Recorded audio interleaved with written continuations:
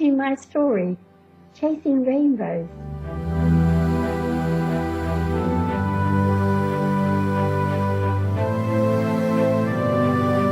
Chapter 10. The Family Gathering. During the next couple of days, Gerald suggested a trip into Exeter for everyone. Sarah had never ventured much further afield than Totnes, and was a touch apprehensive, but Jeff soon convinced her that it would be a wonderful opportunity to explore around the city. They could visit the cathedral and maybe go for a cruise along the canal. So Sarah prepared a picnic lunch for them all, and on a warm May morning they all set off to Staverton Station. Clutching her mother's hand, Louisa watched in fascination as the steam train approached the station. She had never travelled by train before, and she jumped up and down in glee. "Just look at the smoke, Mama!" she cried, as Albert lifted her up in his arms and they all climbed aboard the train. Then she covered her ears as she heard the whistle blow, and the huge train, belching steam and smoke, pulled away from the station. Everyone settled into their seats, and Louisa perched daintily on Albert's knee. She tugged at his coat sleeve. "Are we going to the seaside then, Albert?" She was filled with wonderment. "No, sweetie, not today. Maybe another time, if you behave," he told her. Louisa had never been to the seaside. However, she had seen pictures of it in a storybook. She gazed up at Albert in adoration. "Oh, I will be a good girl, I promise," she told him solemnly. Everyone looked on in amusement. Albert laughed and gently tweaked one of her golden curls.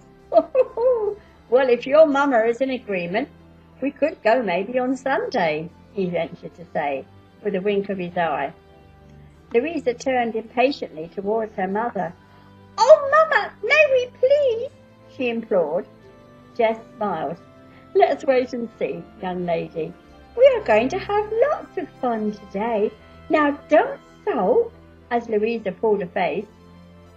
Sarah reached into the picnic basket and tactfully pulled out a juicy apple which she gave to the child. The petulant little girl bit into her apple, frowning at her mother.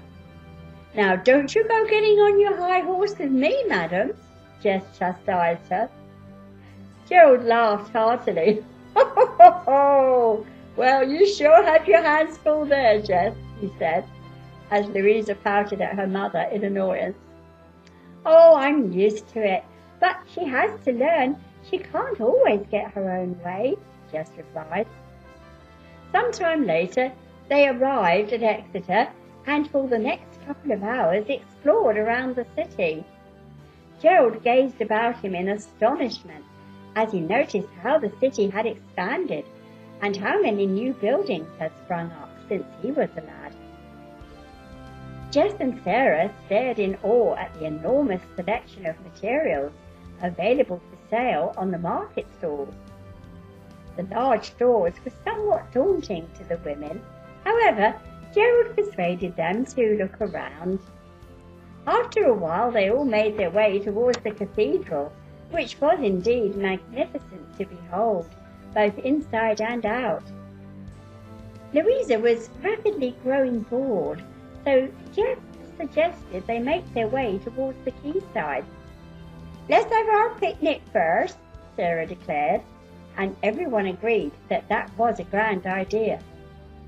So they found a secluded spot to sit in the grounds of the cathedral and tucked into the delicious chicken sandwiches and cheese and fruit that Sarah had prepared. Once they had eaten their fill and tidied up, they made their way down to the quayside. Albert carried Louisa high on his shoulders, pretended to be a horse, much to the child's delight, and Jess ran alongside them. Gerald carried the picnic basket, and Sarah walked with her arm tucked within his. The afternoon proved an enormous success as they all enjoyed a leisurely stroll around the quayside.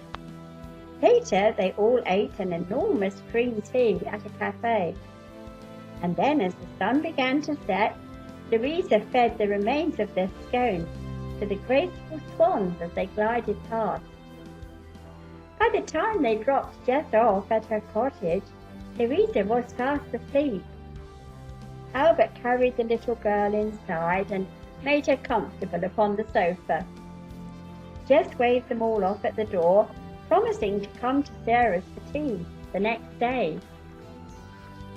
The next morning, Jess awoke bright and early, and after she had tidied round the cottage, she prepared breakfast for herself and Louisa. The little girl had woken with a healthy appetite as usual, and as soon as the breakfast dishes were washed, Jess set off with her into the village. Being a Sunday, she had no work that day, and as it promised to be another lovely day, she decided to take Louisa to feed the ducks after she had bought some groceries at the village stores.